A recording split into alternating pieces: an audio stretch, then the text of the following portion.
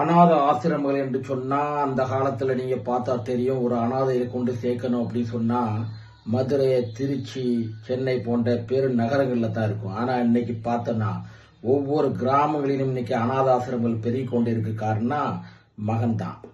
ஒருவன் கேட்ட, அனாதைகள் என்ன அர்த்தம்பா? அனாதைகள் என்ன அர்த்தம்? ஒருவர் கூட இல்லாத இன்னைக்கு மகன், மகள், பேரப்பிள்ளைகள் எல்லோரும் இருந்து கூட இன்னைக்கு தாய் அனாதையாக சேர்க்கப்படுகிறார் என்று சொன்னா இந்த கால கொடுமை எங்க போய் சொல்றது? அவனை கேட்டேன், என்ன பிரச்சனைப்பா உங்க அம்மாவை கொண்டு அனாதாசிரமம் சேர்க்கிற அப்படின்னு சொன்ன உடனே அவன் சொன்ன பதில் என்ன தெரியுமா?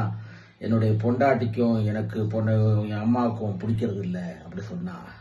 நான் என்ன சொல்றேன் அப்படின்னா, ரெண்டு பேரையும் உட்கார்ந்து பேச வச்சு வாழ்றது தான் வாழ்க்கை. அதான் நல்ல ஆண்மகன்.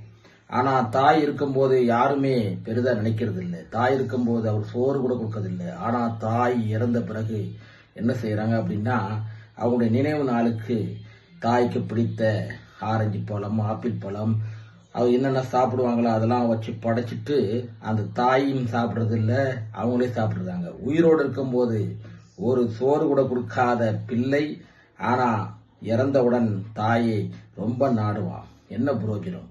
நான் எதை கேட்கிறேன் அப்படின்னா, அதுக்கப்புறம் என்ன கால கொடுமை அப்படின்னா, வாட்ஸ்அப்பில் ஸ்டேட்டஸில் வச்சுக்கிட்டு தாய் தாய் அப்படின்னு ஒரு பாட்டை வச்சுக்கிட்டு நடிக்கிறதோட, தாய் இருக்கும்போது ஒன்று மட்டும் புரிந்து கொள்ளுங்கள், தாயை நோகடித்து அவள் சாபம் விட்டுவிட்டால் வாழ்க்கையில என்றைக்குமே நீங்கள் முன்னேற முடியாது.